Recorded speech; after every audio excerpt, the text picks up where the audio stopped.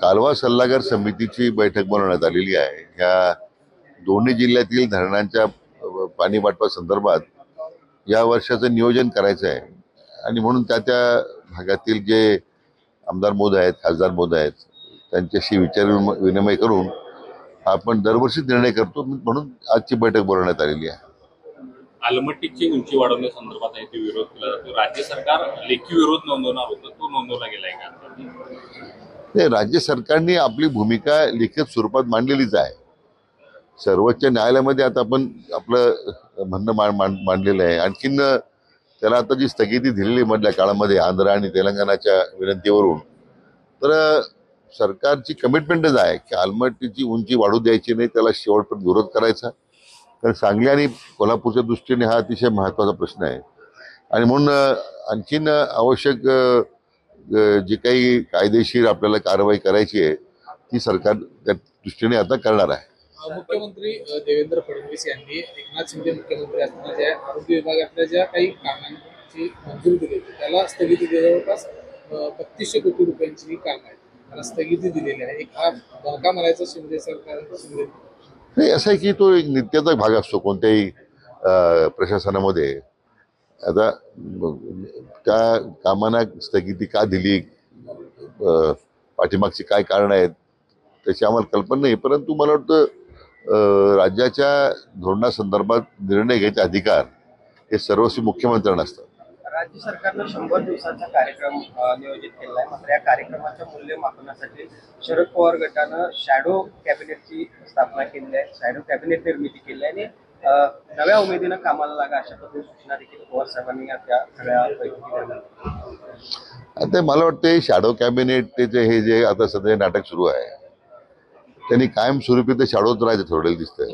त्यामुळे त्यांच्या फार नवीन उभारी घेणं वगैरे हे आता ठीक आहे, आता त्यांची उभारी संपलेली आहे, त्यांचा आत्मविश्वास त्यांनी गमावलेला आहे, राज्याच्या जनतेने त्यांना नाकारलेला आहे। त्यामुळे त्यांच्या अशा कोणत्या प्रयत्नाबद्दल आम्हाला काही कुठल्या प्रकारचं माझ्या दृष्टीने त्याला फार महत्त्व द्यायची गरज नाही आहे।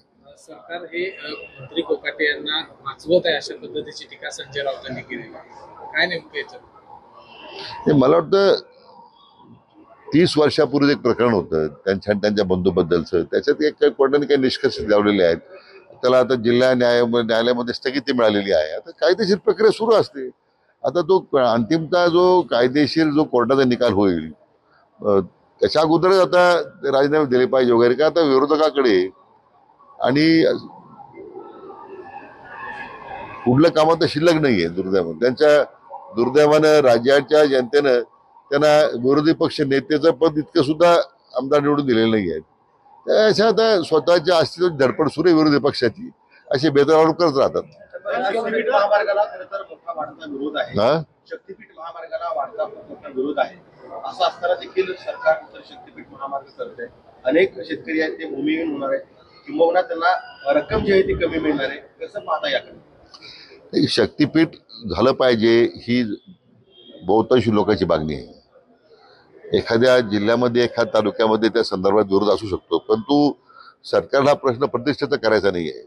यामध्ये ज्या भागातून शक्तीपीठाच्या अशा संदर्भामध्ये जास्त विरोध आहे, तीव्रता असेल, तिथे अलाइनमेंट बदलता येईल का अशा संदर्भात सुद्धा सरकार विचार करतंय ना। मला वाटतं की माननीय मुख्यमंत्री महोदय या बाबतीमध्ये अतिशय संवेदनशील आहे आणि लोकांच्या इच्छेविरुद्ध लोकांचा विरोध डावलून काही करण्याची भूमिका त्यांची अजिबात नाही आहे। जी आहे ती खूप मोठ्या प्रमाणावरती वाढते सर, या पार्श्वभूमीवरती राज्यातलं एकूण पाण्याचं नियोजन कसं केलेलं आहे या संदर्भात काय सांगा? नाही, आता या सगळ्या कालवा सल्लागार समितीच्या मध्ये मी स्वतः यासाठी जातोय की उन्हाळ्याची जी तीव्रता आहे, उद्या पाण्याची उपलब्धता काय राहणार आहे। सुदैवाने गतवर्षी पाऊस चांगले झाले होते, सगळी धरणं महाराष्ट्रातली भरलेली आहेत, धरणाच्या लाभ क्षेत्रामध्ये चांगले पाऊस झाल्यामुळे तितकी तीव्रता नाही आहे, पण तरी त्या संबंधित जिल्हाधिकाऱ्यांशी समन्वय करून पाण्याचं जेवढं आरक्षण पाहिजे त्यामुळे शेतीचं नुकसान होणार नाही आणि पिण्याला आपल्याला पाणी देता आलं पाहिजे, हे आमचे त्या पाठीमागचे नियोजन आहे। साहेब, महायुतीतल्याच नेत्यामध्ये एकमेकांविरोधात मतमतांतर दिसत आहे। खरं तर काही दिवसापूर्वी सुरेश दर्शनी वक्तव्य केले, फडणवीसांच्या चेहऱ्याकडे बघूनच धनुष्यबाणाला आणि घड्याळाला मतं मिळाली। आता अजितदादांनी इशारा दिला की जर युती टिकवायची असेल तर अशा पद्धतीचं वक्तव्य टाळा, असा इशारा त्यांनी दिलेला आहे। तरी नाही असं आहे की आता मला माहित नाही कोण कसं काय वक्तव्य करतंय, तर ते प्रत्येकाने एक आचारसंहिता पाळण्याची आवश्यकता आहे. आपण जेव्हा महायुतीमध्ये काम करतो मला वाटतं ही बंधनं, माझं व्यक्तिगत मत आहे की बंधनं प्रत्येकाने पाळली पाहिजे. आपल्याला काही त्या संदर्भात आपल्या स्वतः काही मतं असतील तर आपल्या नेत्याकडे मांडावी, त्यांनी नेत्याशी चर्चा करावी. पण जाहीरपणे अशा प्रकारची मतं मांडणं मला वाटतं लोकांनी टाळलं पाहिजे, महायुतीच्या नेत्याने टाळलं पाहिजे, असं माझं व्यक्तिगत मत आहे. काळमवाडी धरणासंदर्भात आज काय बैठकीत चर्चा झाली का? काळमवाडी धरणाची गळती काढणं आता गरजेचं आहे आणि त्या संदर्भात आज काही चर्चा झाली कशी? नाही, आता आमची बैठक चर्चा अधिकाऱ्यांशी आढावा घेतलाय मी. त्याच्यामध्ये त्याला आता युद्ध पातळीवर प्राधान्य दिलेलं आहे. मला वाटतं त्या कामाला सुरुवात झालेली आहे. पहिल्या टप्प्यात ते काम लवकर पूर्ण करावं अशा सूचना दिलेल्या आहेत.